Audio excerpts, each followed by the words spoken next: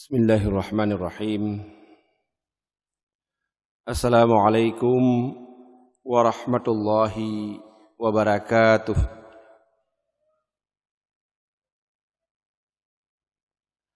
Alhamdulillahi rabbil alamin. Wal aqibatu lil muttaqin. Wala udwana illa 'alal zalimin. Asyhadu an la ilaha illallah wahdahu la syarika lah wa asyhadu anna Muhammadan abduhu wa rasuluh. Allahumma salli ala Muhammad wa ala alihi wa ashabihi ajma'in, amma ba'd. Qala Allah ta'ala fi kitabihil karim, a'udzu billahi minasy syaithanir rajim. Ya ayyuhalladzina amanu dukhulu fis silmi kaffah.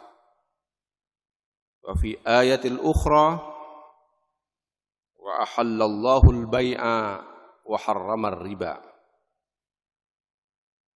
Wa fi ayatil ukhra aidan wa la ta'kulu amwalakum bainakum bil batil. Sadaqallahul azim. Kaum muslimin dan muslimat, sidang jamaah subuh rahimakumullah. Marilah kita senantiasa memanjatkan puji syukur kehadirat Ilahi Rabbi. Kita masih mendapat karunia Allah yang amat besar.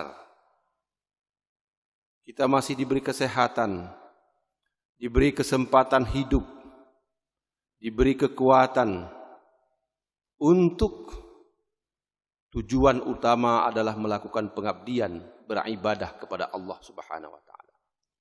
Itulah hakikat kehidupan di dunia ini.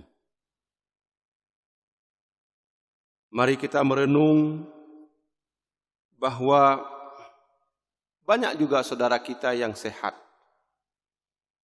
Saudara kita yang punya kekuatan, punya kemampuan, tetapi mungkin belum sepenuhnya menjaga dan melaksanakan tugas mulia melakukan pengabdian kepada Allah Subhanahu wa taala. Oleh karena itu, kita memenuhi panggilan Allah pada subuh ini sebagai bukti bahwa kita hambanya yang bersyukur kepadanya. Mudah-mudahan kita istiqamah, konsisten dengan keimanan dan ketakwaan kita kepada Allah Subhanahu wa taala. Kemudian selawat beserta salam mari sama-sama kita sampaikan keharibaan Nabi besar, junjungan alam, Nabi yang menjadi contoh teladan kepada seluruh umat manusia, yaitu Nabi Muhammad sallallahu alaihi wasallam.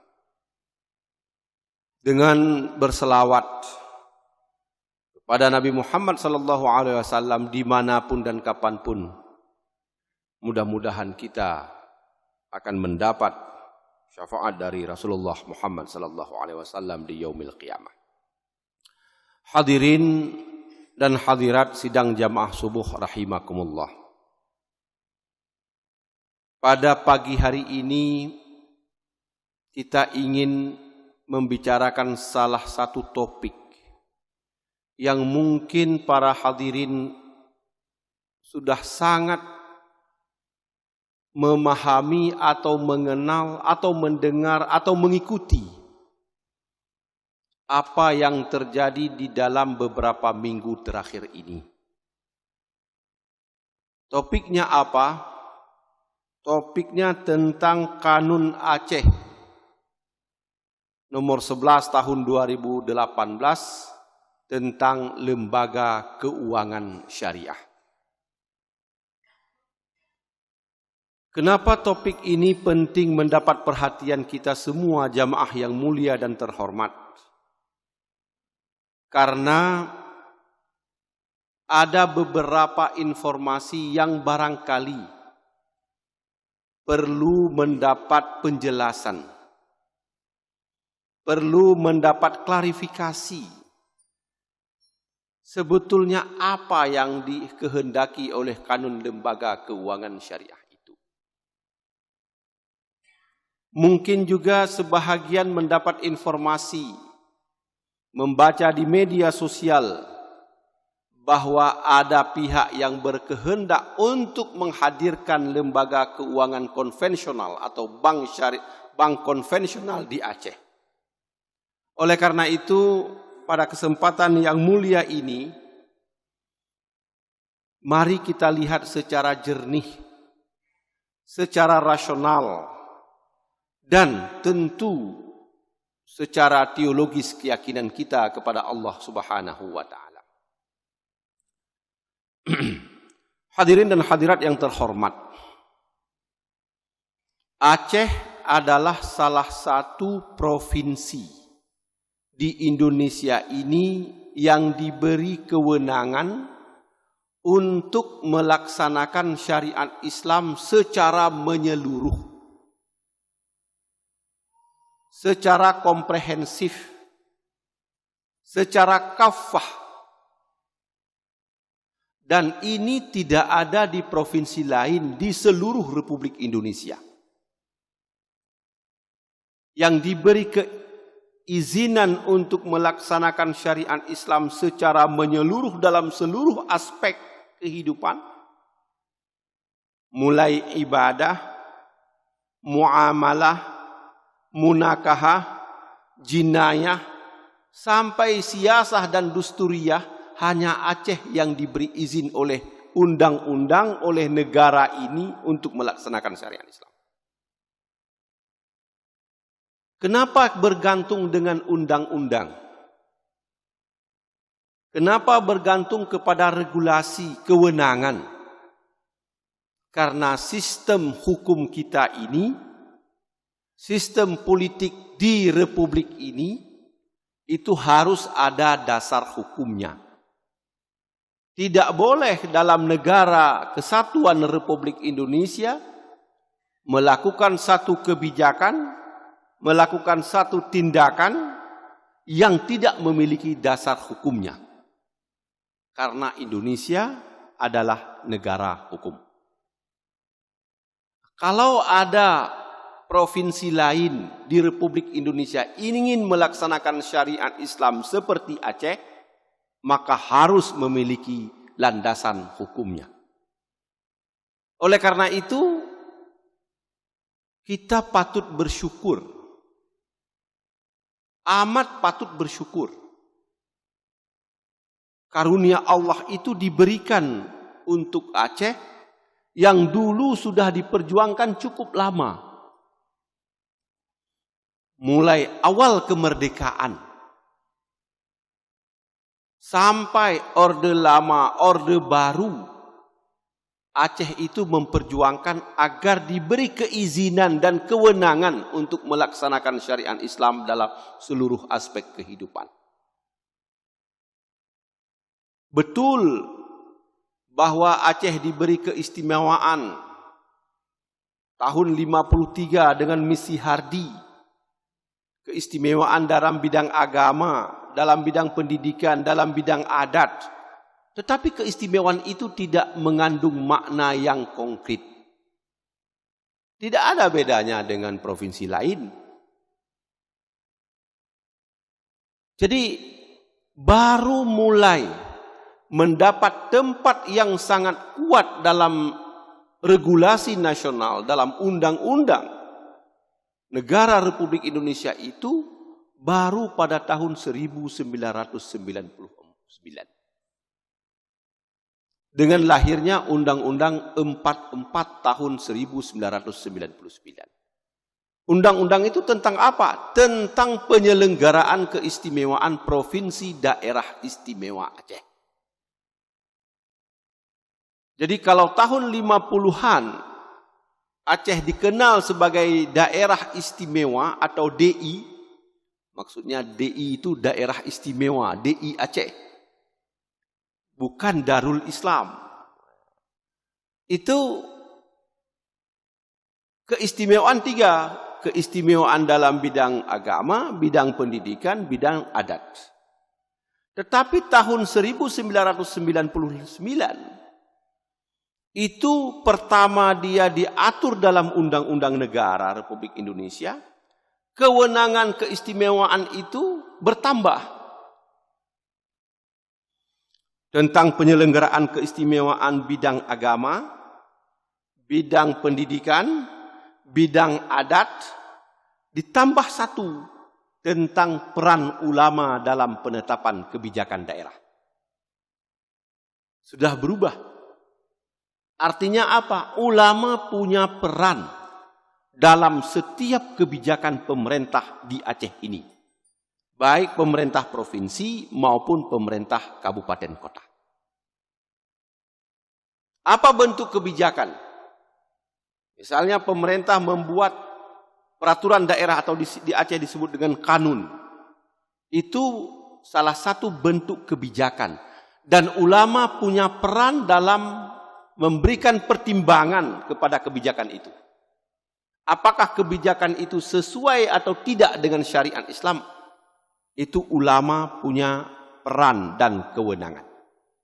Demikian juga di kabupaten kota.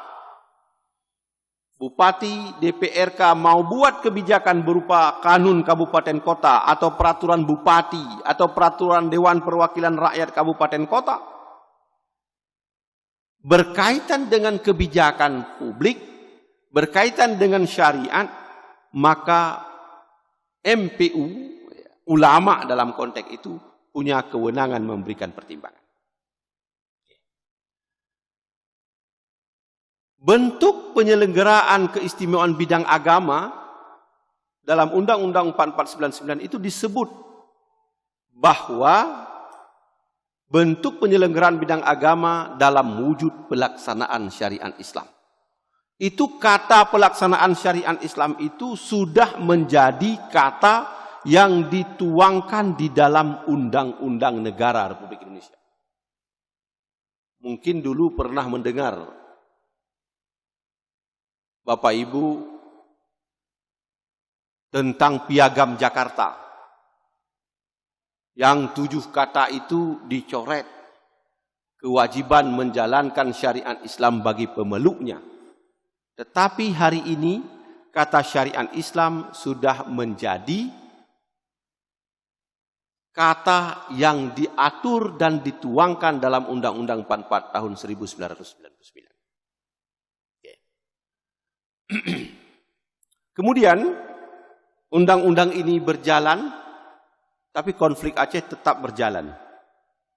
Lahirlah Undang-Undang nomor 18 tahun 2001 tentang otonomi khusus Provinsi Daerah Istimewa Aceh sebagai Nanggro Aceh Darussalam.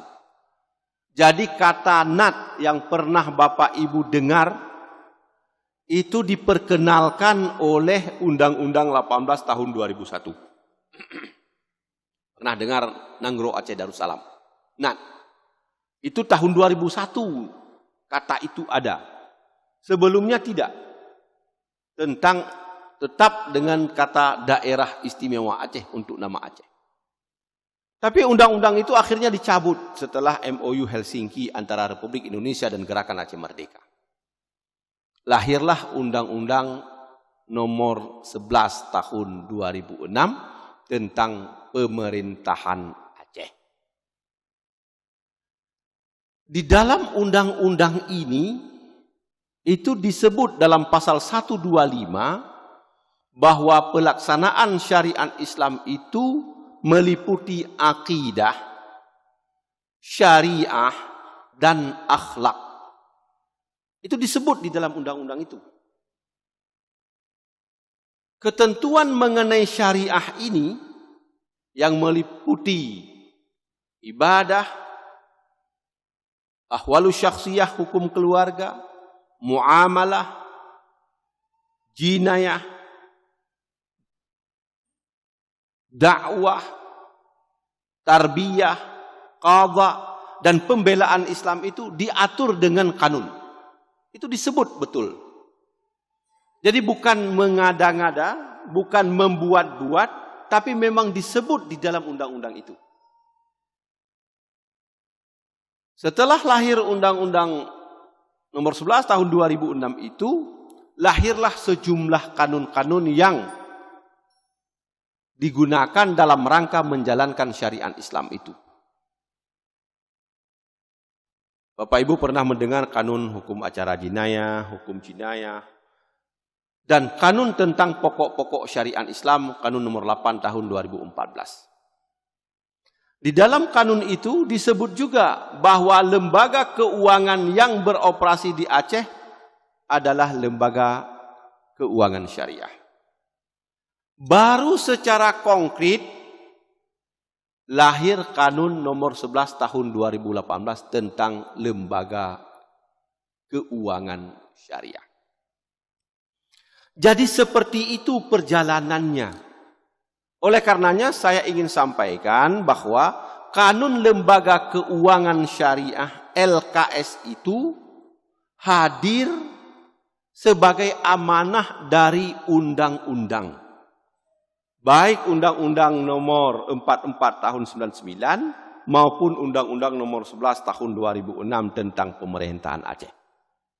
Jadi bukan dibuat tanpa dasar hukumnya. Jadi dia kanun itu jelas. Dia punya landasan hukumnya, dibentuk oleh lembaga yang berwenang. Dalam hal ini adalah pemerintah Aceh atau gubernur bersama Dewan Perwakilan Rakyat Aceh.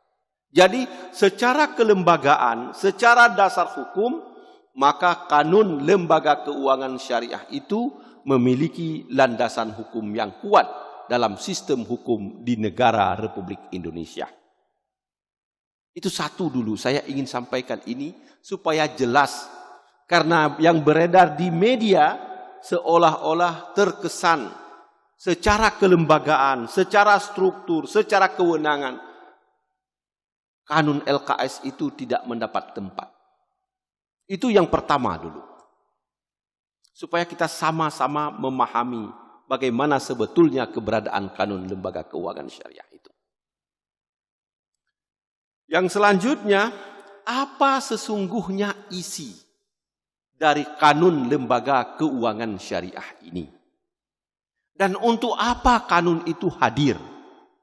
Kalau tidak ada kanun itu, apa tidak boleh? Apa tidak bisa? Apa masyarakat Aceh tidak bisa melakukan aktivitas, termasuk aktivitas ekonomi? Kenapa penting sekali kanun ini hadir di tengah-tengah kehidupan masyarakat Aceh? Bapak Ibu hadirin dan hadirat yang terhormat. Di dalam Undang-Undang 44 tadi dan Undang-Undang 11 tahun 2006 itu disebut bahwa syariat yang diwujudkan di Aceh ini adalah syariat dalam arti yang menyeluruh.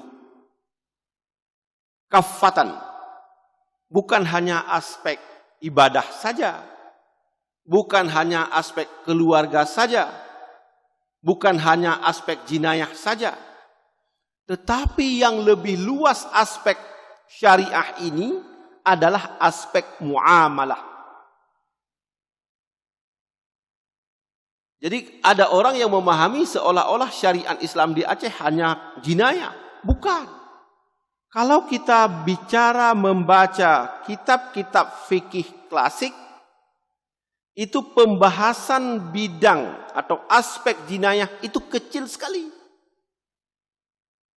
Dan kehadiran syariat sesungguhnya maqasidus syariahnya itu bukan untuk menghukum orang. Tapi menghukum itu penting kalau terjadi pelanggaran dan kejahatan. Jadi bukan tujuan hadir syariah itu untuk menghukum, membuat orang tersiksa, bukan. Jadi kalau kita mau lihat pembahasan di dalam kitab-kitab fikih atau ayat-ayat yang bicara jinayah itu kecil sekali dalam Al-Quran. Yang banyak apa? Tentu kalau dalam Al-Quran dimensi akidah dan dimensi muamalah itu yang paling banyak ayatnya. Oleh karena itu, karena banyak ayat, banyak penjelasan, banyak ketentuan Quran dan Sunnah, maka pembahasan di kitab fikih pun menjadi banyak dalam bidang muamalah. Karena muamalah ini berkait dengan kebutuhan lahiriah manusia di dunia ini. Sejak anak dalam kandungan itu sudah ada dimensi muamalahnya. Sampai kita kembali ke hadirat ilahi Rabbi, masuk ke dalam kubur pun ada dimensi muamalahnya. Saya beri contoh yang paling singkat saja. Seorang ibu hamil, dia memerlukan susu, dia memerlukan vitamin, dia memerlukan energi, dia memerlukan layanan kesehatan untuk bayinya. Ini semuanya bergantung dengan kebutuhan. Kita perlu energi, kita perlu makanan, kita perlu minuman yang sehat, kita perlu susu. Ini dari mana kita dapatkan? Kalau kita tidak melakukan transaksi ekonomi, kegiatan ekonomi, muamalah. Jadi anak, bayi dalam kandungan di situ sudah mulai muamalah. Perlu kebutuhan seorang ibu. Dia perlu mendapatkan layanan kesehatan, perlu mendapat tempat yang nyaman untuk menjaga dan merawat bayi dalam kandungannya. Itu muamalah. Lahir anak itu perlu pakaian, perlu minuman, perlu makanan untuk bayi itu di samping ASI-nya. Perlu cek kesehatan. Ini muamalah. Besar lagi dia perlu pendidikan. Perlu kebutuhan sekolah, perlu pendidikan agama, perlu akidah dia. Mengharapkan jasa orang lain. Jasa guru, jasa ustadz. Semuanya adalah muamalah. Di rumah kita perlu siapkan makanan untuk anak, untuk istri. Semuanya muamalah. Dan kita hidup 24 jam ini, semua aktivitas kita adalah aktivitas muamalah. Berkaitan dengan kebutuhan, keperluan kita sehari-hari. Jadi ini tidak mendapat perhatian kita. Sampai tadi saya sampaikan bahwa masuk ke liang lahat pun itu memerlukan aktivitas muamalah. Mungkin kalau di Aceh ini gali kubur tidak perlu biaya. Tanah untuk makam makbarah tidak perlu, hanya setor kecil-kecil sedikit setiap bulan. Tapi kalau di Pulau Jawa, di Jakarta, itu menggali kubur itu harus kita bayar. Jasa orang, muamalah juga. Bahkan makbarah itu pun harus dibayar setiap bulan. Tidak kita bayar, 2 tahun, 3 tahun, hilang makamnya. Ini semua menuntut pembiayaan. Menuntut mal, menuntut harta. Jadi tidak bisa dipisahkan muamalah itu dalam aktivitas seorang mukmin sejak lahir sampai dia kembali ke hadirat ilahi Rabbi. Tetapi di dalam kehidupan masyarakat kita aspek muamalah ini terabaikan. Tidak mendapat perhatian sungguh-sungguh. Tidak mendapat perhatian sungguh-sungguh. Bagaimana kita bermuamalah, mendapatkan harta karunia Allah itu? Apa kita perhatikan bagaimana caranya? Jarang mendapat perhatian. Apakah benda atau ain dari barang dari harta itu sah, halal? Jarang mendapat perhatian. Bagaimana harta itu kita kelola, kita manfaatkan, kita distribusikan? Apakah kita mendapat perhatian? Sangat terbatas perhatiannya. Oleh karena itu, kanun lembaga keuangan syariah itu salah satu dimensi yang mengajak masyarakat Aceh ini, karena regulasi yang dibuat oleh lembaga berwenang itu, untuk bermuamalah secara syariah. Karena apa? Quran menyebut tadi, wahai orang yang beriman, kalau engkau betul-betul beriman, kalau engkau betul-betul konsisten dengan keimananmu, maka masuklah ke dalam Islam itu secara menyeluruh. Maksudnya apa? Praktekkan semua ajaran agama itu secara sempurna. Jangan hanya aspek ibadah saja. Jangan aspek hukum perkawinan saja. Jangan hanya aspek jinayah saja. Tetapi prakteklah ajaran Quran dan Sunnah itu di dalam seluruh aspek kehidupan. Itu makna udkhulu fis-silmi kaffah. Jadi jangan, kalau pertanyaan sekarang, apa Ustaz sudah lengkap kita, sudah sempurna kita? Kita yakin belum sempurna. Tetapi kita berusaha untuk mewujudkan kesempurnaan itu. Jangan kita berpikir, ini tidak mungkin sempurna. Ya sudah. Quran, Sunnah Rasulullah mendorong umatnya untuk senantiasa berusaha mewujud yang lebih sempurna. Jangan menyerah. Mewujudkan ajaran Allah di muka bumi ini perlu perjuangan. Perlu waktu, perlu proses, perlu komitmen bersama. Tidak bisa hanya satu komponen saja. Hadirin dan hadirat yang terhormat. Jadi tujuan dari kanun lembaga keuangan syariah ini agar muamalah masyarakat Aceh ini berdasarkan prinsip syariah. Mulai dari harta, substansi harta, cara memperoleh harta, pemanfaatan harta, dan distribusi harta untuk kepentingan kemaslahatan. Ini yang dijaga oleh kanun lembaga keuangan syariah. Itu tujuan pertama itu. Tidak ada tujuan lain. Agar transaksi muamalah orang Aceh berdasarkan ajaran Al-Quran dan Sunnah. Itulah yang kita kenal dengan prinsip syariah. Itu yang pertama. Yang kedua, kanun ini dibuat sebagai landasan hukum bagi lembaga keuangan yang beroperasi di Aceh ini. Karena tadi kita menginginkan orang Aceh bermuamalah secara syariah, maka pada satu aspek itu ada lembaga keuangan. Sebetulnya muamalah syariah bukan hanya pada lembaga keuangan saja. Banyak juga yang lainnya. Oleh karena itu lembaga keuangan ini ada yang namanya bank, ada yang lembaga keuangan non-bank. Asuransi, koperasi, dana pensiun, gadai, dan seterusnya. Itu non-bank.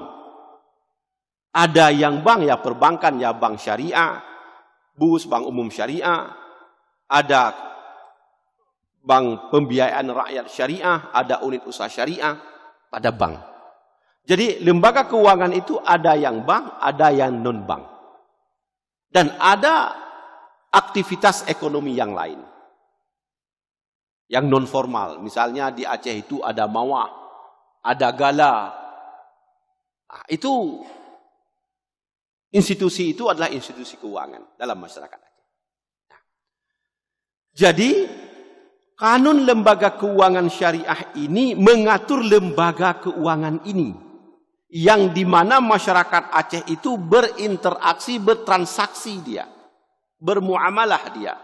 Kita sekarang ini tidak mungkin lepas dari bank.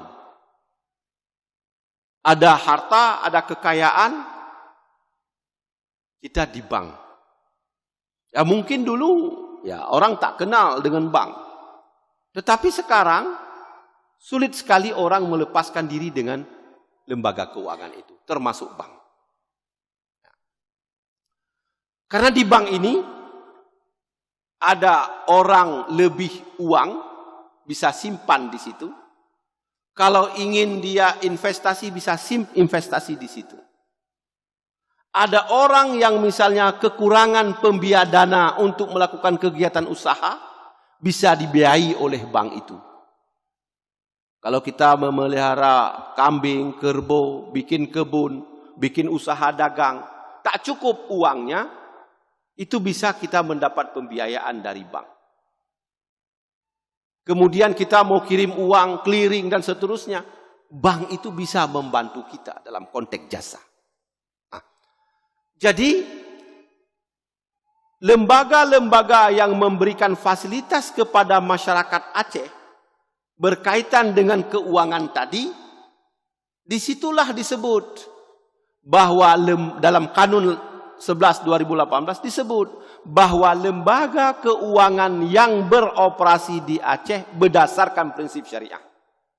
Jadi bank tadi ya harus menjalankan prinsip syariah dalam penghimpunan dananya, dalam memberikan pembiayaan kepada nasabah, atau di dalam menawarkan jasanya.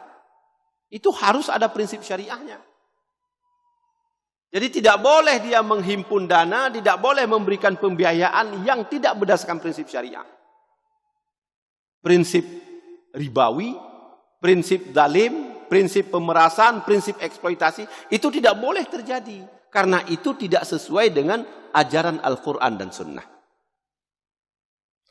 Di dalam pasal 2 kanun itu berisi bahwa lembaga keuangan yang beroperasi di Aceh berdasarkan prinsip syariah. Akad keuangan di Aceh itu berdasarkan prinsip syariah. Itu diatur di dalam kanun tersebut.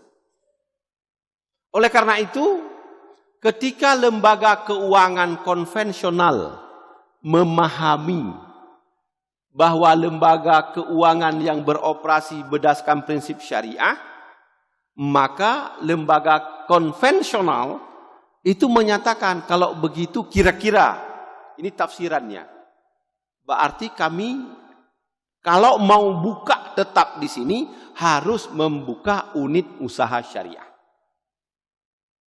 Karena kanun itu secara eksplisit tidak pernah menyebut bahwa bahwa lembaga konven tidak boleh beroperasi, tidak disebut secara eksplisit. Tetapi lembaga keuangan memahami, oh kalau begitu, kalau kami ingin teguh ada di Aceh, mesti kami buka unit usaha syariah. Misalnya di Aceh ini sebetulnya bukan hanya 2 bank yang menjalankan prinsip syariah. Ini kan sering seolah-olah di Aceh itu hanya 2 bank saja. Maaf, kita sebut Bank Syariah Indonesia BSI dan Bank Aceh Syariah. Padahal banyak juga bank yang menjalankan prinsip syariah di sini.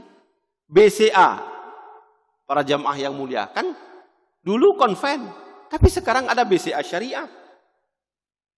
Kenapa tidak disebut? Ada juga BCA Syariah, BTN, ada BTN Syariah. Tapi BTN konven tidak. Karena tadi kanun itu menyebut lembaga keuangan yang beroperasi berdasarkan prinsip syariah. Bukopin, ada Bukopin Syariah.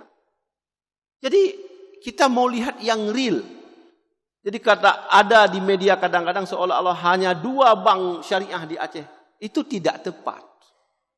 Ada BCA Syariah, ada BTN Syariah, ada Bukopin Syariah, ada BPRS yang menyebar seluruh Aceh, itu banyak sekali.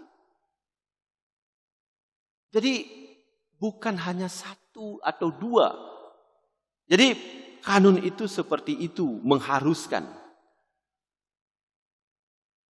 Selanjutnya, di dalam topik kita pada hari ini, ada kanun itu instrumen, alat yang mengajak masyarakat Aceh pertama untuk konsisten menjalankan prinsip syariah dalam muamalah. Yang kedua, dengan kanun ini akan mengantarkan keadilan dan kesejahteraan. Apa buktinya? Ini kita rasional saja. Buktinya bahwa di dalam kanun itu disebut lembaga keuangan, terutama perbankan, itu harus memberikan pembiayaan pada sektor UMKM, usaha mikro kecil menengah. Jadi pembiayaan itu harus banyak kepada sektor produktif UMKM.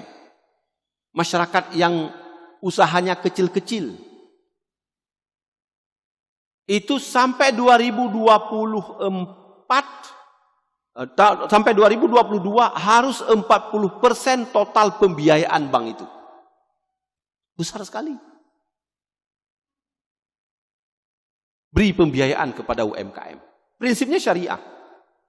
Demikian juga nanti pada pembiayaan dengan pola bagi hasil. 2024 itu pola bagi hasil itu juga ditentukan sampai 40% dari total pembiayaan. Jadi kalau dilihat secara normatif aturan itu betul-betul bisa meningkatkan kesejahteraan ekonomi masyarakat. Ada pertanyaan selanjutnya, apakah ini sudah terwujud? Bagaimana praktek di dalamnya? Bagaimana wujud nyata dari kanun itu? Inilah yang sedang berjalan. Proses itu berjalan. Apakah sudah sempurna? Belum. Saya bisa katakan hal itu belum sempurna. Tetapi ini harus diwujudkan secara bertahap. Kita bisa melakukan pengawasan secara masyarakat bahwa di bank itu sudah menyalurkan pembiayaan untuk sektor UMKM. Karena sektor itulah yang bisa mendorong pertumbuhan, percepatan ekonomi masyarakat kecil di Aceh. Ya, kita barangkali untuk mendongkrak kemiskinan bisa membantu melalui penerapan kanun lembaga keuangan syariah. Jadi itu sangat real ketentuan norma-norma yang ada di dalam kanun itu. Bahwa di dalam implementasinya masih banyak tantangan, ya. Masih banyak kesulitan, ya. Tetapi kita tidak boleh mundur dalam konteks itu, karena itu adalah cita-cita mewujudkan muamalah syariah di dalam kehidupan masyarakat Aceh.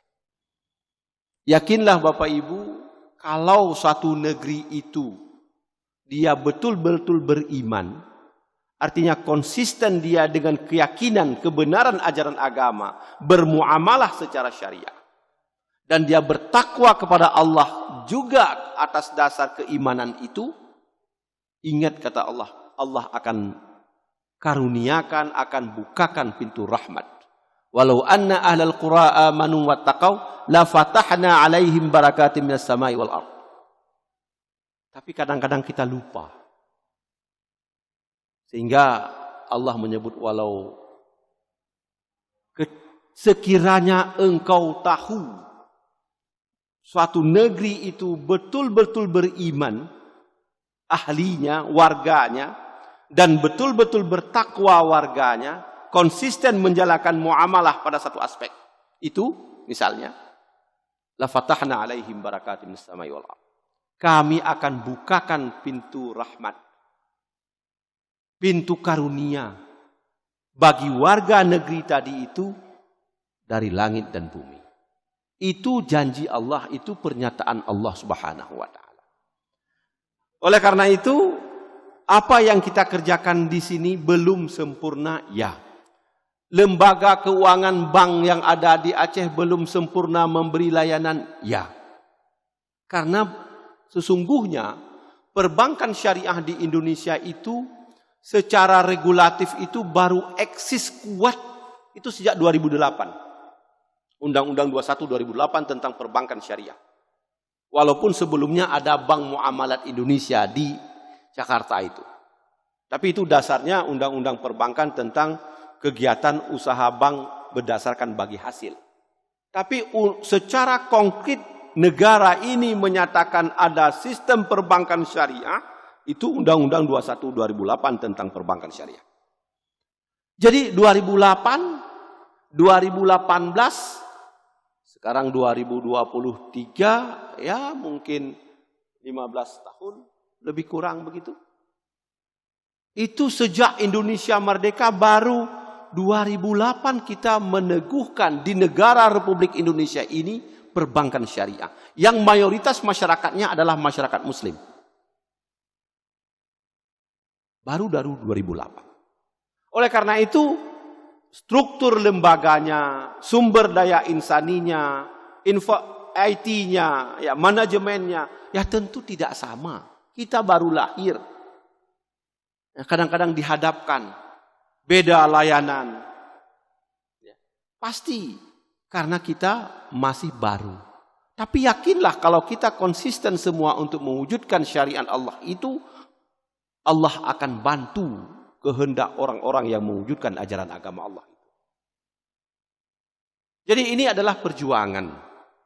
Perjuangan, ya bahasanya ya perjuangan jihad. Tapi jihad jangan difahami dalam arti yang sempit. Jihadul akal, jihadul muamalah, jihad kekuatan politik. Dan itu adalah jihad yang paling besar. Demi mewujudkan keadilan. Demi mewujudkan kemaslahatan umat. Demi untuk mencari ridha Allah subhanahu wa ta'ala. Oleh karena itu, hadirin sidang jamaah subuh rahimakumullah. Mari kita pelajari baik-baik. Mari kita telaah baik-baik informasi-informasi yang berkembang selama ini tentang kanun lembaga keuangan syariah, dan secara substansial isi dari kanun itu punya dasar hukum yang kuat di dalam regulasi nasional kita. Dan itu tujuannya dalam rangka untuk mewujudkan keadilan, kesejahteraan, dan tentunya semua ini kita lakukan dalam rangka untuk mencari ridha Allah subhanahu wa ta'ala.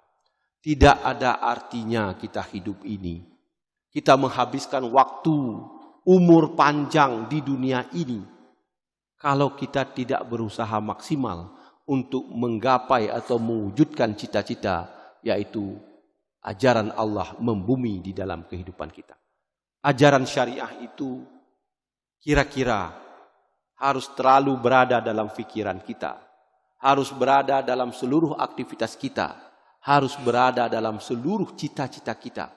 Karena manusia memang khalifatullah fil ardh. Kita punya tugas, punya tanggung jawab sebagai wakil Tuhan, khalifah Allah di bumi yang tugasnya adalah melakukan pengabdian ibadah kepada Allah subhanahu wa ta'ala. Jadi ini beberapa hal yang dapat saya sampaikan, walaupun sebetulnya masih banyak lagi isi materi yang ada dalam kanun ini. Karena waktu yang terbatas, insya Allah di waktu dan lain kesempatan kita menyampaikan atau berdiskusi lebih lanjut. Demikian, sekali lagi kami sampaikan terima kasih dan mohon maaf yang sebesar-besarnya. Mungkin ada kekhilafan, ada kesalahan di dalam menyampaikan beberapa hal berkaitan dengan kanun lembaga keuangan syariah. Kalau misalnya ada yang mau berdiskusi, tadi dibisi oleh Pak Imam, silahkan saja. Ya, silahkan Ustaz. Waalaikumsalam. Kenalkan, nama saya Abdul Munir dari Pontianak. Alhamdulillah. Saya pernah bertugas di sini. Tadi Ustaz di mukadimah membaca Al-Baqarah 208. Ya ayyuhallazina amanu dukhulu fis-silmi kaffah wala tattabi'u khutuwatis syaitan innahu lakum adu mubin. Islam yang kafah ini hari ini memang banyak tidak dipahami oleh orang-orang Islam. Ya. Islam ini kan rahmatan lil alamin. Artinya Islam ini hadir di permukaan bumi, tidak hanya untuk kita, untuk semua orang. Nah, pemahaman kafah ini, saya memahami bahwa Islam ini bisa kita lihat seperti kita melihat dua sisi mata uang. Mata uang ini kalau salah satu sisinya rusak, dia tidak laku. Tetapi bisa dipakai untuk transaksi, tapi itu penipuan. Nah, Islam yang banyak kita pahami, yang kita praktekkan hari ini adalah Islam dari sisi khusus. Tapi Islam yang universal tidak pernah dipahami, termasuk bicara tentang muamalah. Jadi banyak hari ini orang tidak banyak meninggalkan hal berkaitan muamalah. Kita hanya konsen pada ibadah. Ya. Saya tidak bertanya tentang perbankan syariah yang Ustadz sampaikan, tapi memang betul mau didiskusikan materi Ustadz ini lama sekali, panjang sekali. Ini waktu kita manusia ini, kita bicara tentang muamalah. Manusia ini, semua manusia termasuk kita, anytime menjadi konsumen. Pra kelahiran, sebelum kita lahir sampai pasca kematian, kita menjadi konsumen. Tapi sedikit di antara kita menjadi produsen. Jadi tadi Ustadz bilang, ibu begitu lahir saja belum lagi rohnya ditiupkan, itu sudah menjadi konsumen. Sampai nanti pasca dia meninggal, dikapani segala, kalau ada orang pakai tahlil segala. Jadi menjadi konsumen itu. Tapi sedikit sekali menjadi produsen. Oleh karena itu muamalah terutama berkaitan dengan perbankan syariah ini, ya mudah-mudahan apa yang disampaikan Ustadz ini terus bisa dikembangkan, dipahami oleh orang-orang Islam, sehingga kita nanti menjadi produsen-produsen dan banyak orang-orang kita yang berbicara tentang perbankan syariah.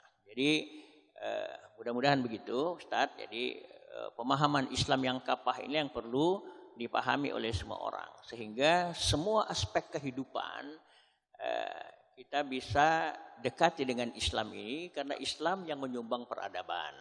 Ini yang tidak dipahami orang, sehingga hari ini banyak sekali orang membuli Islam, memusuhi Islam karena tidak paham tentang Islam. Sesungguhnya bahwa Islam adalah agama yang rahmatan lil alamin, ini menyumbang peradaban untuk dunia ini. Di antaranya adalah bicara tentang ekonomi. Saya kira ini Pak Profesor. Terima kasih, mohon maaf kalau ada kekurangan. Billahi taufiq wal hidayah. Assalamualaikum warahmatullahi wabarakatuh. Waalaikumsalam warahmatullahi wabarakatuh. Terima kasih Ustadz, jauh dari Pontianak, Kalimantan Barat ya. Terima kasih, kami sangat senang, berbahagia kita punya saudara dari jauh bisa bertemu di rumah Allah ini. Inilah namanya ukhuwah kita. Nabi mempersaudarakan orang Makkah dengan Madinah, itu salah satu instrumennya adalah masjid. Jadi masjid ini tempat bertemunya saudara, seiman dan sekeyakinan. Dan persaudaraan ini tidak mengenal etnik, suku, bahasa, tradisi, kebiasaan, tidak. Yang mengikat ini adalah keyakinan tauhid. Boleh saja bangsa Eropa, boleh saja bangsa Ajam yang lain, Arab, silakan. Tapi yang mengikat itu adalah samanya keyakinan, rukuk dan sujudnya kepada Allah Subhanahu wa taala. Sekarang saja sedang berlangsung ibadah haji. Dari seluruh penjuru dunia datang ke satu titik nanti di Arafah, Al-Hajj Arafah. Itu di situ Bapak Ibu sudah lihat pengalaman semuanya. Kulit hitam, kulit putih, warna macam ragam. Semuanya itu adalah kulit luar anugerah Allah Subhanahu wa taala. Tapi kenapa bisa begitu? Karena kita adalah keyakinan dan punya ajaran tauhid yang sama. Oke. Jadi itu adalah bentuk esensi persatuan yang paling kuat. Karena Allah punya rumah, Baitullah, itulah tempat yang paling kuat yang mengikatkan kita semua. Saudara, kita dari Pontianak sama dengan satu rumah kita di sini. Di rumah Allah ini karena keyakinan. Baik, itu yang pertama. Yang kedua kaitan dengan Islam kaffatan. Masuklah engkau semua ini dalam ajaran Islam secara menyeluruh. Kalau kita mau katakan batasnya, ditanya berapa batasnya menyeluruh Ustaz? Kalau saya katakan batas menyeluruh itu adalah Al-Quran yang 30 juz, 114 surah, itulah kaffatan. Mulai surah Al-Fatihah sampai An-Nas, itulah jangan Al-Fatihah saja, An-Nasnya lupa. Al-Baqarahnya kita gunakan, tapi At-Taubahnya lupa. Jadi seluruh ajaran Quran, ajaran Allah yang tertuang dalam Quran, itu sudah kaffatan. Ditambah lagi, ini tidak mungkin operasional ajaran Quran ini kalau tidak diberi contoh oleh Nabi. Maka kalau kita sebut kaffatan, itu semua ajaran Quran dan seluruh ajaran Nabi, baik qauliyah, fi'liyah maupun takririyah. Saat kita belum ketemu Nabi, kita tidak hidup semasanya. Bagaimana kita tahu Nabi bercakap? Nabi bekerjakan sesuatu? Nabi takrir menyetujui praktek sahabat? Para ulama muhaddisin sudah mengumpulkan itu semua. Catatan-catatan ulama muhaddisin, ulama hadis sudah mencatat itu semua. Yang termaktub di dalam kitab hadis. Ada kitab sahih Bukhari, sahih Muslim, Sunan Abu Daud, Sunan Nasai, Sunan Turmuzi, Sunan Ibnu Majah, Musnad Imam Ahmad Ibnu Hambal. Ini semuanya rekaman-rekaman qaulan, fi'lan dan takriran Muhammad Rasulullah sallallahu alaihi wasallam. Boleh saja kita tidak hidup pada masa Nabi, boleh saja kita tidak hidup, tidak ketemu dengan sahabat, tetapi deskripsi perjalanan Rasulullah, praktek-praktek ibadah Rasulullah, praktek-praktek muamalah Rasulullah, itu ada terekam di dalam kitab hadis. Nah, kalau ditanya apa yang kafatan, itulah dia. Al-Quran was sunnah.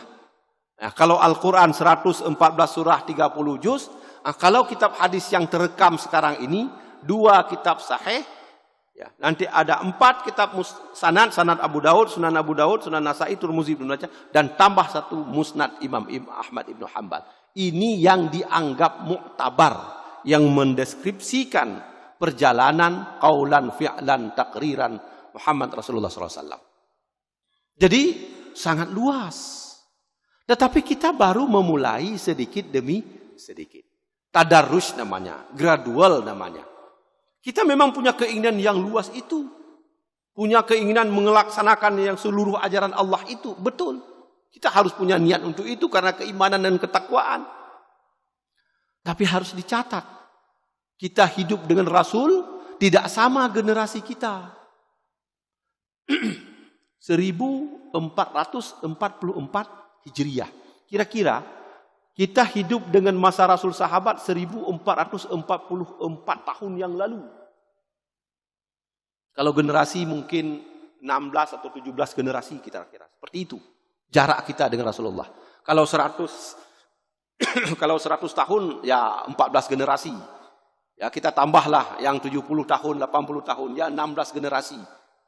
Dan harus kita catat bahwa generasi Nabi, generasi sahabat, pasca sahabat, tabi'in, tabi'in, kekuatan keimanan tidak sama dengan kita. Kekuatan ibadah tidak sama dengan kita. Kalau generasi sahabat, itu generasi yang mendapat bimbingan Rasulullah SAW. Kita ini hidupnya 16 generasi. Bisa Bapak bayangkan keimanan kita, ketaatan kita, kemaksiatan kita. Tetapi kenapa bisa kita berusaha untuk melaksanakan itu? Harus punya niat itu. Jadi itu makna. Jadi oleh karena itu apa yang kita kerjakan di Aceh ini adalah salah satu semangat niat untuk mewujudkan Islam kafatan di sini. Kemudian yang terakhir dalam konteks ini, Islam rahmatan lil alamin.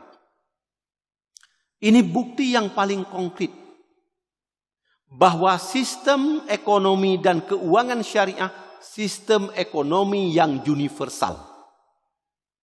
Tidak disebut bahwa kalau kita muamalah syariah itu untuk orang Islam. Tidak, Pak. Ya terbuka. Karena apa? Di dalam sistem ekonomi dan keuangan syariah ini, nilai keadilan menjadi amat penting. Kejujuran menjadi penting. Tidak ada eksploitasi, tidak ada pemerasan, tidak ada superior-inferior di situ. Ditipu, itu satu perilaku yang paling tidak disenangi oleh orang. Ditipu orang. Ada orang senang ditipu. Nah, kalau senang ditipu mungkin bukan manusia. Tak ada, Pak. Diberi informasi A tapi yang dikerjakan B. Kita terjebak dengan informasi itu. Apa ada orang senang? Ibu-ibu saja kalau dia beli kangkung pada satu tempat 1.000 satu ikat. Terus pada orang lain dia beli 15.000. Dia katakan dalam bahasa Aceh, Pak, sudah ditipu saya, kai penget dong. Paling sakit hatinya, Pak. Prinsip pada lembaga keuangan syariah tidak boleh ada gharar, tidak boleh ada nipu, tidak boleh ada riba, tidak boleh ada pemerasan, tidak boleh. Karena itu prinsip universal. Jadi sistem ekonomi keuangan Islam ini bukan untuk orang Islam saja. Siapapun boleh. Ada orang tidak mau diperlakukan adil. Ada orang suka kalau dia dipraktekkan gharar. Tidak, Pak. Karena itu adalah esensi jiwa manusia. Itu satu. Sekarang ini, perbankan syariah, itu bukan hanya di Indonesia dan Malaysia. Tetapi juga di negara-negara Eropa sudah menerapkan Islamic banking system. Sekarang saya tanya, di Eropa itu banyak muslim bukan? Belum tentu. Jadi sistem ekonomi syariah ini yang adil, yang terbuka, yang jujur, mewujudkan kesejahteraan, itu boleh dipakai semua umat manusia. Apapun agama mereka. Oleh karena itu kemarin Bapak bisa lihat bahwa Rusia sudah mulai dia. Padahal Rusia bukan negara yang mayoritas masyarakat muslim. Jadi kalau misalnya pada lembaga keuangan syariah, perbankan syariah, boleh saja ownersnya, pemegang sahamnya bukan bukan Islam, boleh. Karyawannya bukan Islam, juga boleh. Nasabahnya juga non-Islam, juga boleh. Tetapi sistemnya harus sistem yang jujur, sistem yang adil, sistem bebas riba, sistem tidak eksploitasi. Itu makna rahmatan lil alamin. Tidak eksklusif dalam konteks itu. Dalam konteks muamalah itu inklusif. Saya beri contoh. Nabi di Madinah 14 abad yang lalu bermuamalah apa sesama muslim saja eksklusif? Tidak. Pasar Madinah itu banyak. Ada orang Yahudi, ada orang Nasrani, ada orang Qibti, banyak di situ. Nabi bermuamalah, tapi Nabi jaga. Ada enggak praktek riba? Karena itu tidak sesuai dengan fitrah kemanusiaan. Ada enggak jualan di atasnya baik, di bawahnya tidak baik? Itu diperiksa Nabi, jangan nipu. Karena itu nilai universal. Beritahu harganya di sana, tapi bukan di situ, harga tidak tepat. Nabi itu yang Nabi periksa. Jadi Nabi jaga itu agar pasar itu menerapkan sistem ekonomi Islam syariah. Tapi Nabi juga bermuamalah dengan orang Yahudi. Nabi kan gadai juga baju besinya. Transaksi juga barang-barangnya. Tapi Nabi jaga. Jangan ada praktek riba. Jangan ada praktek gharar. Jangan ada praktek zalim. Karena itu adalah nilai universal. Ini tandanya apa? Syariah ini, ekonomi syariah ini, dalam aspek ini, itu rahmatan lil alamin. Boleh saja dipraktekkan oleh. Karena kalau negara-negara di dunia ini yang mempraktekkan sistem ekonomi syariah, bukan persoalan teologis garansinya Allah saja. Tapi itu sangat rasional, sangat sesuai dengan fitrah kemanusiaan, dia sangat terbuka, dan dia akan menemui apa yang disebut dengan fitrahnya. Bahwa manusia ingin mendapatkan sesuatu yang halalan thayyibah. Saya beri contoh lagi sekarang, Ustaz. Di Eropa, ya beberapa waktu yang lalu saya ke Eropa juga, itu sekarang orang ngejar namanya produk halal. Mungkin kita tahu semua. Sekarang kan produk halal itu sudah menjadi incaran orang. Tidak ada kaitan dengan teologi Islam atau tidak Islam. Ternyata sembelihan yang dilakukan berdasarkan prinsip syariah itu, itulah yang membuat manusia itu sehat secara fisik dan sehat secara mental. Itu hasil penelitian begitu. Tapi kita dulu kan tidak memahami apakah ada hasil penelitian sehat secara fisik, penting sudah bismillahirrahmanirrahim, pakai pisau tajam, menghadap kiblat, selesai. Tapi orang sekarang meneliti, kenapa sembelihan orang Islam ini ternyata dia membawa efek yang luar biasa di dalam kesehatannya. Dia bukan ayam mati. Kemudian darah yang mengalir itu layak segar dan tidak lama.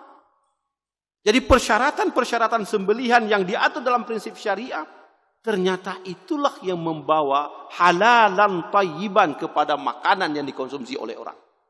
Jadi sekarang itu produk halal itu, yang bersertifikat halal itu dicari. Bukan hanya orang muslim, tetapi non-muslim mencarinya.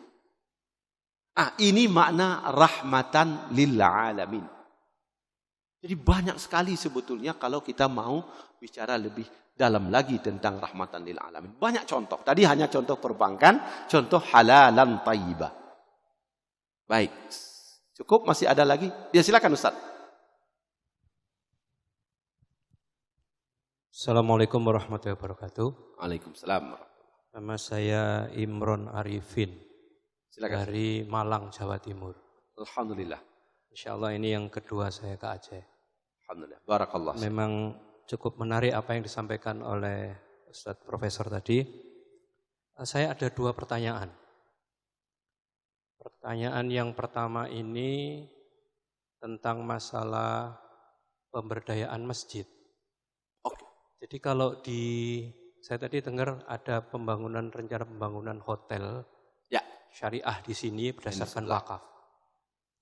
Kalau di Jawa itu ada beberapa masjid, mungkin banyak. Mungkin saya sebut 3 saja ya. Satu namanya Masjid Jogokarian di Yogyakarta. Yogyakarta, ya. Ini manajemennya mungkin terbaik se-Indonesia. Betul. Yang dia tiap tahun bisa puluhan orang diumrohkan karena jamaahnya itu fingerprint yang terbanyak akan diumrohkan. Jadi tiap tahun mengumrohkan banyak jamaah. Kalau korban itu bisa sampai 300 sapi.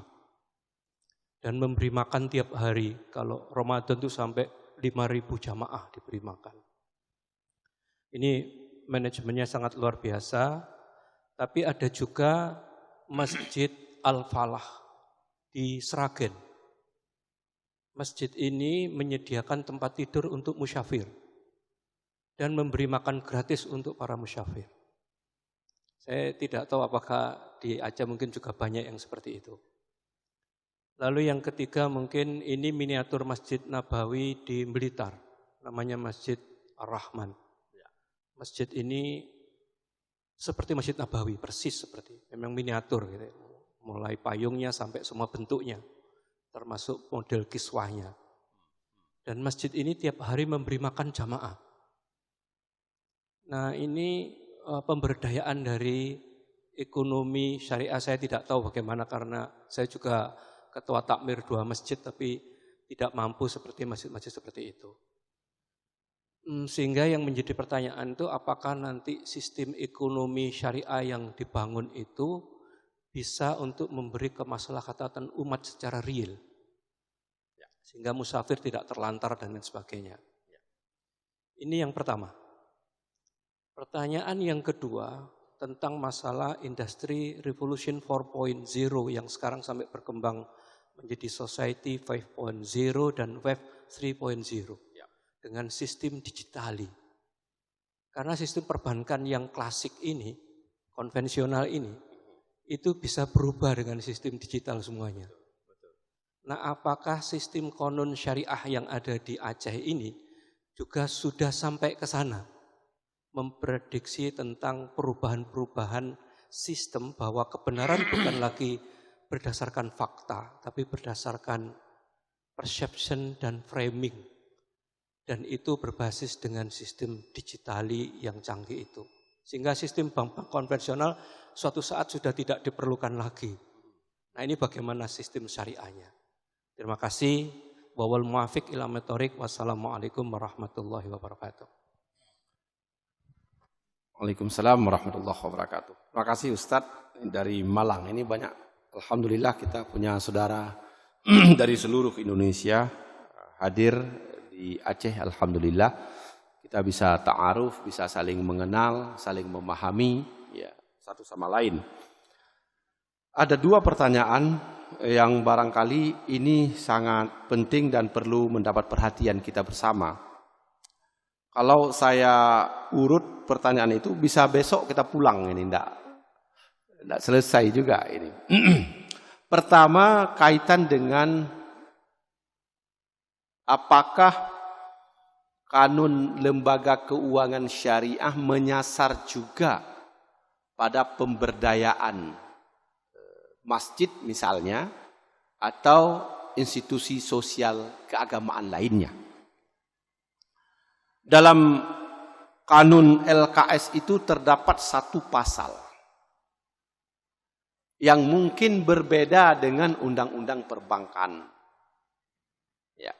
Salah satu di antaranya nanti bisa Ustaz set di tujuan kanun LKS ya. Itu memberikan pemberdayaan dan pemanfaatan institusi sosial keagamaan, harta-harta agama. Itu bank syariah itu diberi kewenangan dalam kanun itu. Jadi ada zakat, infak, sedekah. Itu bank syariah atau itu diberi kesempatan, diberi kewenangan untuk mengoptimalkan pemanfaatan itu. Artinya apa? Bank syariah berdasarkan kanun LKS ini tidak hanya mengurusi urusan bisnis semata. Tetapi aspek zakat, infak, sedekah, wakaf juga mendapat perhatian dan diberi kewenangan untuk itu. Bahkan di dalam kanun itu disebut bank syariah itu bekerja sama dengan Baitul Mal Aceh, BMA. Di sini ada namanya Baitul Mal. Ya. Tapi tidak sama dengan Badis atau Baznas. Ini memiliki ciri dan karakteristik tersendiri dalam hal ini. Ya, jadi ada namanya Baitul Mal. Jadi boleh. Jadi bank syariah di Aceh itu melakukan kerjasama, mengoptimalkan, memanfaatkan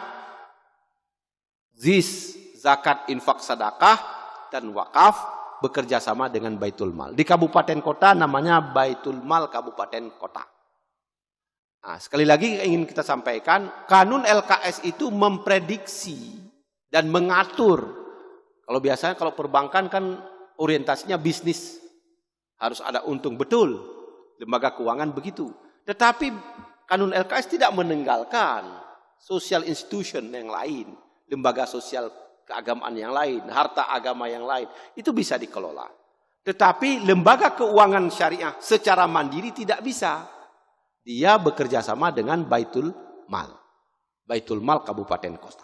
Nah, jadi oleh karena itu, apa yang ada di situ secara breakdown nanti diatur dalam peraturan gubernur. Jadi kerangka dasarnya yang ada dalam kanun, tetapi teknik operasionalnya itu diatur dengan peraturan gubernur Aceh. Itu satu. Jadi kanun LKS memprediksi, tidak meninggalkan aspek itu. Tapi kalau lembaga keuangan konvensional, tidak ada kaitan dengan zakat. Tidak ada kaitan dengan infak. Tidak ada kaitan dengan sedekah. Karena itu lembaga keuangan konvensional. Tapi karena lembaga keuangan ini syariah, dia bisa memberi melakukan pemberdayaan, bisa melakukan aktivitas, bisa kerjasama dengan Baitul Mal berkaitan dengan harta agama tadi. Jadi sudah diatur sedemikian rupa di dalam kanun LKS itu. Tapi ingin saya sampaikan, penjelasan pengaturan secara lebih teknis itu diatur dengan peraturan gubernur dan ketentuan yang ada di dalam Baitul Mal itu. Itu yang pertama. Kemudian yang kedua dan yang terakhir ini ceritanya sebenarnya penjelasannya itu panjang, Ustaz itu. Jadi tentang masjid ya, tentang masjid. Di Aceh ini masjidnya banyak. Pemberdayaan masjidnya mungkin belum banyak pemberdayaan optimal sebagaimana di Pulau Jawa. Sama juga di NTB, itu negeri 1000 masjid ya. Nusa Tenggara Barat di Lombok, itu banyak sekali masjidnya. Karena memang semangat orang Lombok itu membangun masjid itu tinggi sekali. Nah, di Aceh juga begitu, banyak. Tetapi memang ada problematika kita, itu tata kelola. Governance dari masjid itu. Imarah, idarah, riayah itu. Itu konsepsi-konsepsi sangat bagus sekali. Jadi dalam praktiknya tidak mudah untuk dijalankan. Mungkin Jogokarian itu sudah maksimal sekali. Di Aceh mungkin hanya beberapa saja masjid yang barangkali berusaha maksimal untuk itu. Untuk idarahnya, imarahnya, riayahnya. Tetapi beberapa masjid banyak masjid di kabupaten kota, apalagi di desa, di kampung di Aceh, itu belum seperti itu. Ya. Apalagi bicara tentang bagaimana ke depan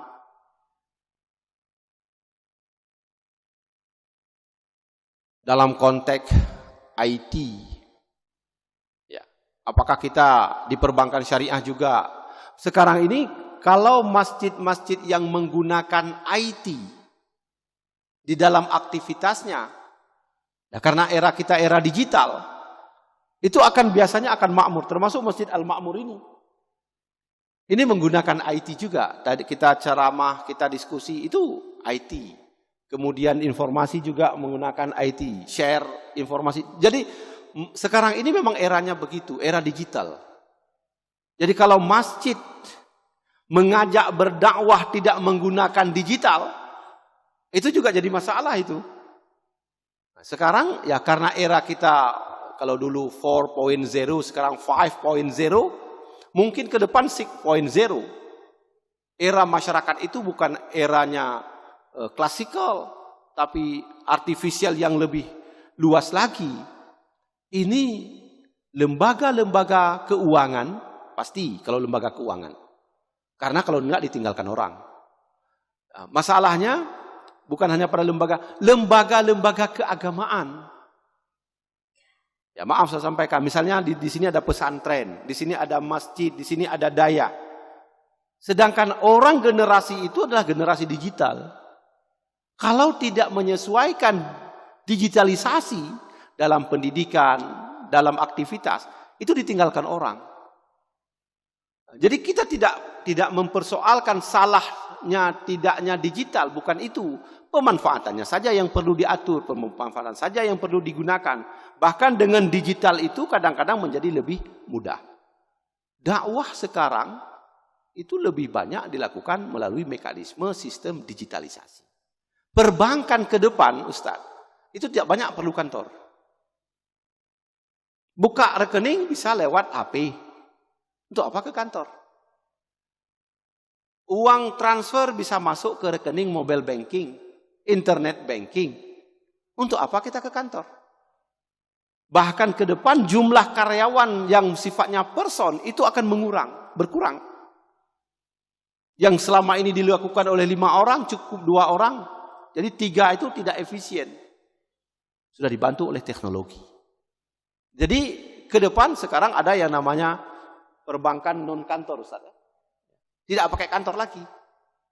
Hanya space saja, mungkin ada beberapa tempat space saja untuk konsultasi. Kalau dia tidak puas konsultasi lewat IT, lewat media digitalisasi. Dan bank syariah yang ada di Indonesia itu ya tentu berusaha maksimal untuk memaknai digitalisasi di industri perbankan. Ya tentu tidak sama dengan apa yang dimiliki oleh bank konvensional. Karena modalnya besar, lamanya sudah, kemudian layanan juga mungkin jauh lebih baik. Tapi bank syariah itu sudah berusaha maksimal untuk itu. Kita bank syariah di Indonesia kecil modalnya dibandingkan bank konvensional. Tetapi kalau dilihat dari pertumbuhan perbankan syariah, itu cepat sekali dan tinggi sekali. Bapak bisa lihat dan di Otoritas Jasa Keuangan. Report bulanan dan report semesteran. Bagaimana tingkat pertumbuhan perkembangan perbankan syariah. Nah, saya meyakini bahwa dalam konteks keajaran agama, digitalisasi dalam aspek kehidupan beragama merupakan kebutuhan di era sekarang. Jadi tidak boleh. Nah, ini contoh di sini ada namanya ATM beras. ATM beras itu kenapa bisa? Karena ada digitalisasi. Kalau enggak bisa. Di sini juga ada di Al-Makmur ya jamaah yang terdata tapi dia miskin, tidak ada beras, dikasih card, bisa ngambil beras di sini, Ustaz ya. Nah, ini satu hal yang memenuhi kebutuhan jamaah juga. Ya, di sini juga banyak, ada radio, ada streaming yang bisa diakses. Jadi aktivitas-aktivitas masjid ya, dari A sampai Z itu terbuka untuk publik. Dia bisa saja dia tidak datang ke masjid ini untuk melihat aktivitas itu, tapi berdasarkan streamingnya, berdasarkan radionya, dia bisa akses. Semua informasi bisa dapat. Jadi sesuai dengan kebutuhan jamaah. Oleh karena itu ke depan menurut saya masjid-masjid yang makmur ini, termasuk Masjid Al-Ma'mur jadinya kan Al-Ma'mur, itu sangat tergantung kepada jamaahnya. Kalau jamaah eranya digital, ya kita menyesuaikan digitalisasi itu. Tapi ya salat tetap harus seperti yang tadi, nggak boleh diganti dengan digital ya kan. Nah, jadi nanti jangan semuanya digital, sudahlah salatnya digital saja Pak, ya kan? Nggak juga gitu. Jadi saya pikir itu Ustadz, jadi memang perbankan syariah dari segi IT, ya ke depan saya pikir sudah sama, komitmen secara nasional juga. Kemudian di lembaga keagamaan masjid, menasah lembaga pendidikan juga harus mengikuti digitalisasi. Tapi yang paling penting dalam konteks ini adalah kemampuan memberikan pengaturan terhadap penggunaan dan pemanfaatan digital itu. Karena itu bisa berefek pada psikologi, pada relasi sosial, bisa juga berefek pada proses pendidikan masyarakat muslim. Saya pikir itu saja. Sekali lagi mohon maaf dan terima kasih. Hadanallahu wa iyyakum ajma'in. Wassalamualaikum warahmatullahi wabarakatuh.